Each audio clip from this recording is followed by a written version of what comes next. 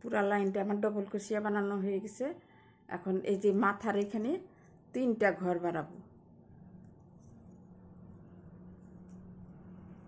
একই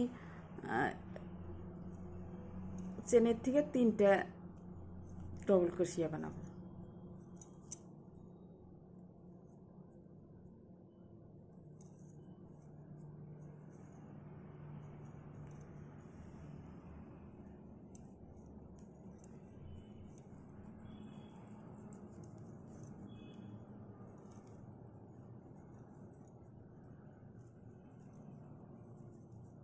এই 3টা বানানো হয়ে গেল।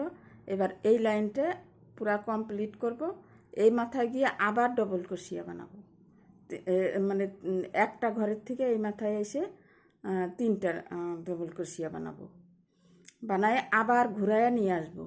এইভাবে রাউন্ড করে আমি হলো 3টা লাইন বানাবো।